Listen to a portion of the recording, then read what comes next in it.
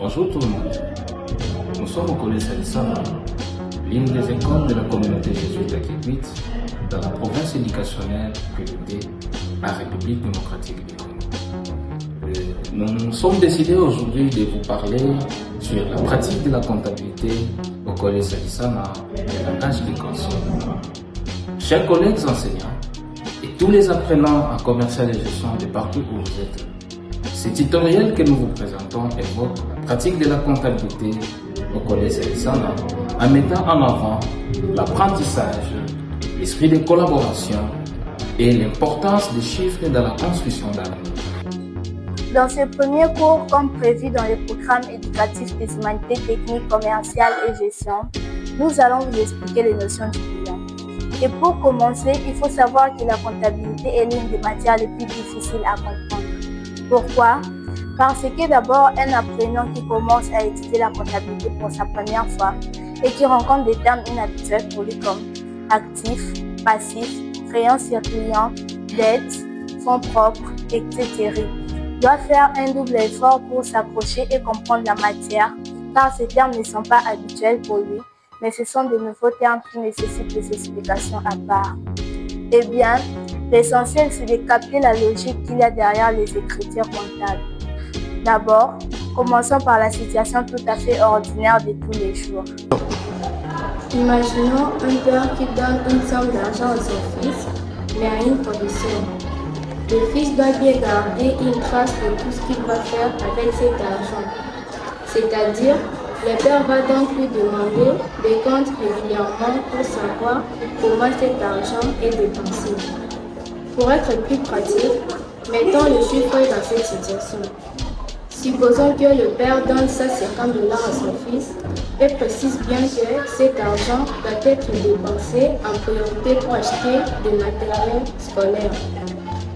Le fils, pour bien expliquer à son père ce qu'il a fait de l'argent qu'il a reçu, eh bien, il pense établir un tableau où il peut montrer tout ce qu'il va faire avec cette somme de $150.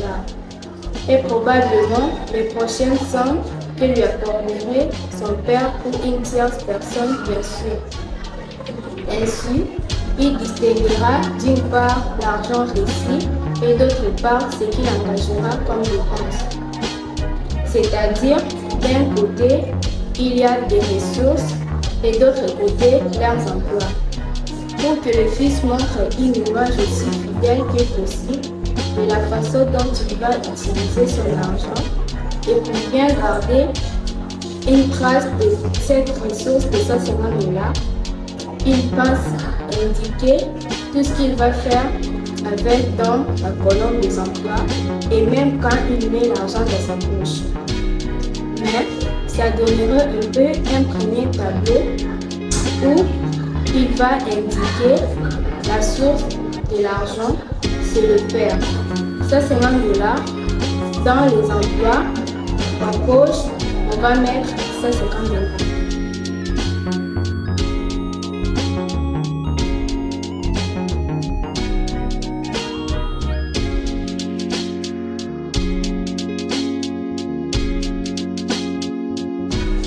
Et on aura $150 de l'autre côté. Imaginons que le fils trouve que c'est beaucoup d'argent à garder ce soir.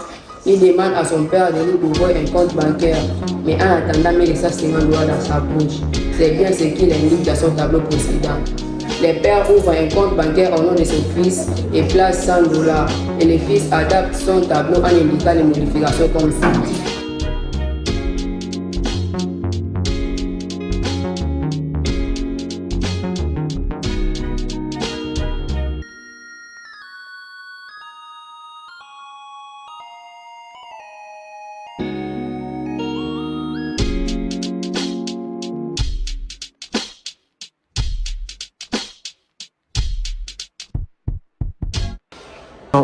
Ensuite, on va imaginer que le fils achète avec l'argent de sa poche quelques éléments tels que 5 cahiers à $2 par pièce, 3 stylos à $1 par pièce et un livre à $7. Total dépensé $20. D'après ces opérations, ce qui changera dans les tableaux, c'est uniquement les emplois. Donc, le nouveau tableau doit afficher l'ensemble des biens achetés et des dons conçus.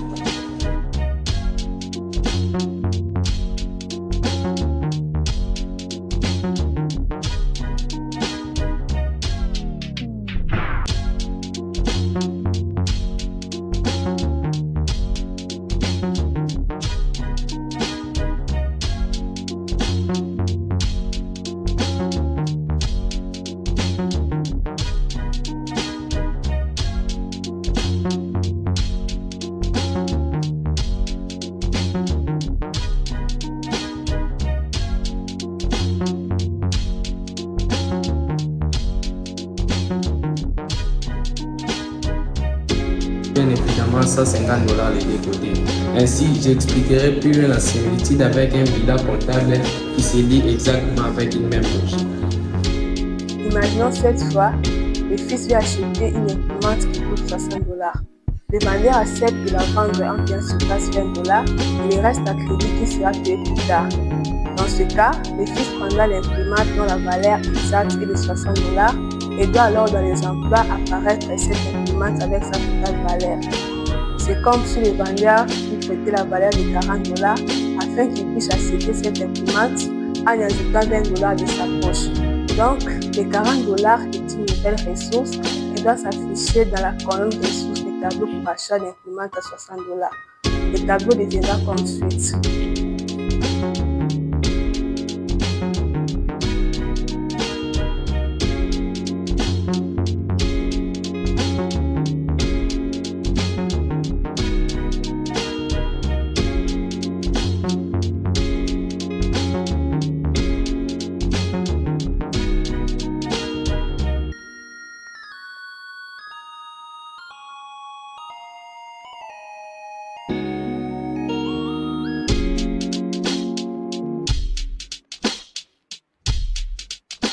Le total de chaque colonne remonte à $100 millions. C'est-à-dire, il faut toujours avoir l'égalité entre le total de ressources et le total des emplois. Plus tard, le fils décide de payer la moitié de son crédit par virement bancaire. Dans ce cas, son compte bancaire diminue de $20 et sa dette aussi de la même somme. Le tableau devient donc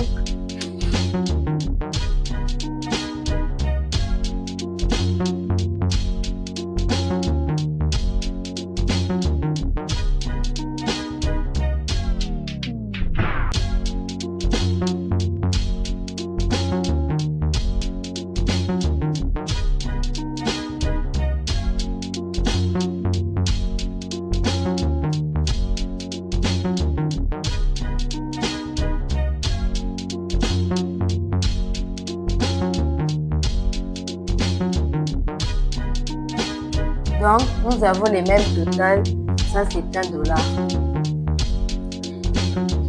Voilà, on va s'arrêter là pour aujourd'hui. Et j'espère que c'est clair pour vous cet exercice. Vous vous demandez peut-être quel est le rapport avec un bilan comptable. Eh bien, c'est ce que l'on va voir la fois prochaine. C'était l'élève Musikila da Sylvia, la deuxième humanité commerciale au collège Sadisana.